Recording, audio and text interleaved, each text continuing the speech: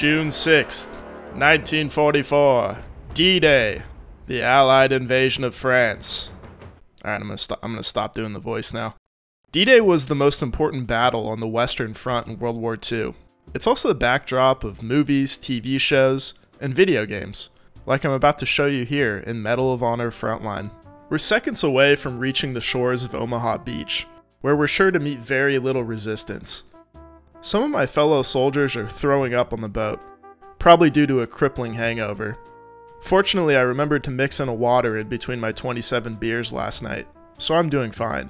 Unfortunately, the boat next to us gets dive bombed, but I'm the main character, so that definitely won't happen to me.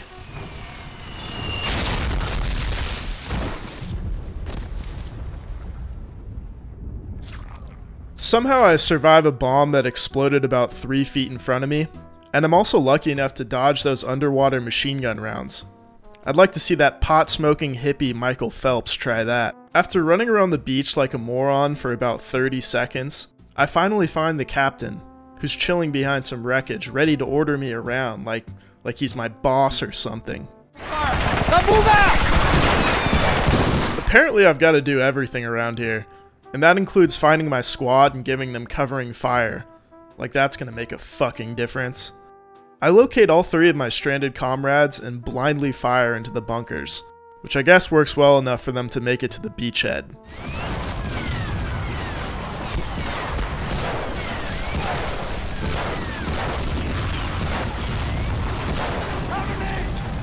Meanwhile, none of my friends are giving me any covering fire, but fortunately it looks like I can absorb roughly 20 shots to the face without dying. The dude with the Bangalores is hiding in a cage for some reason, and I'm tasked with coaxing him out so we can blow up this barbed wire. I can tell from the goatee that this is Dan Campbell's grandfather, so I tell him that if he doesn't move his ass, we'll never get that halfway decent season of Hard Knocks. The 2022 Detroit Lions will.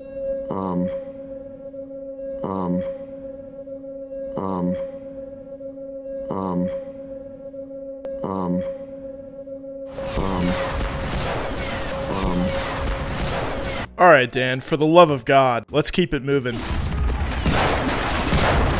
I give Dan some covering fire and we're able to blow up the barbed wire so we can go bite some German kneecaps.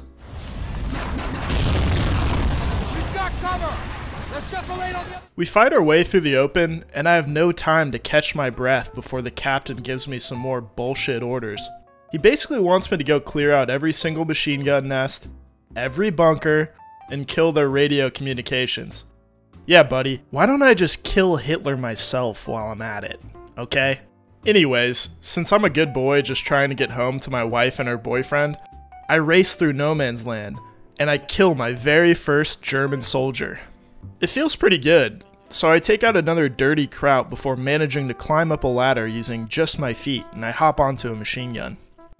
I give those Jerrys a taste of their own medicine, blasting away at their machine gun nests for a while before I notice some rapscallions trying to take pot shots at me from below. So naturally I kill them all.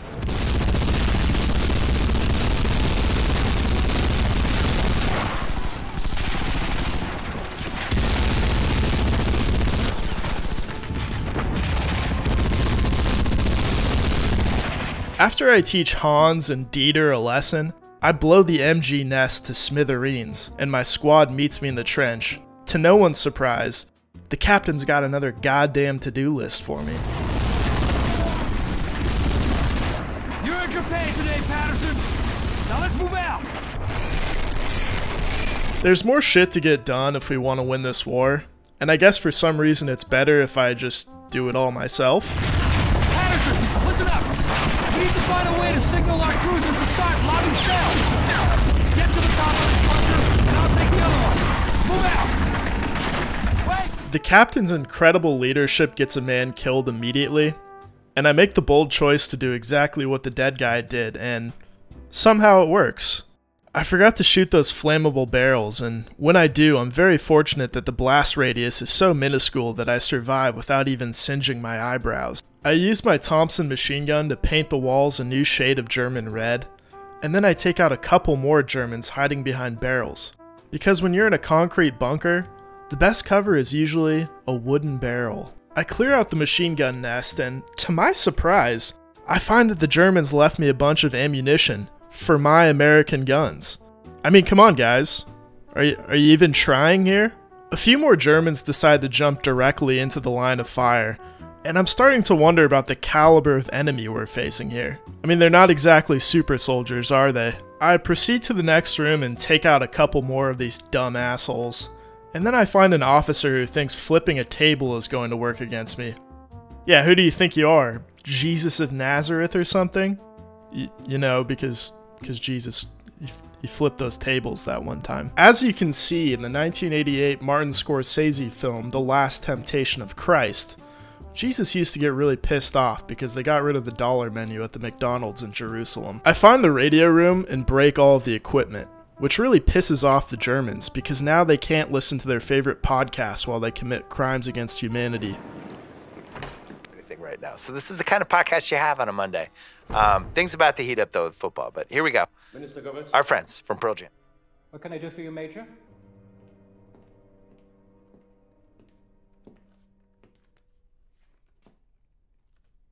Major Amo here. All right, the Knicks. I'm just going to throw this out there. Sure. I was talking on my pod a couple days ago about how we're on the clock with Giannis. Joseph Goebbels listening to the Bill Simmons podcast over the telephone is probably the stupidest joke I've ever made on this channel, but oh well.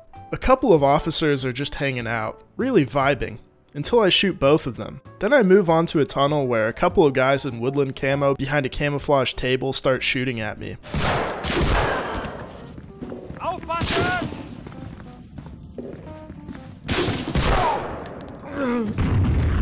I'm not sure why the table has to be camo as well.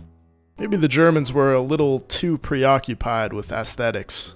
I find another camo soldier behind a box, which is really tough for that guy because, you know, he only blends in with those boxes. I finally make it to the deck of the bunker, and at this point, they're probably wishing they had put a keypad on that door.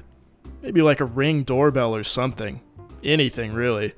But it's good they didn't, because I channel Afro Man and use my Colt 45 to send them all to hell. There's just one guy left, and instead of shooting him, I simply bitch slap him to death. What is the 5 fingers say to the face? What? Slap!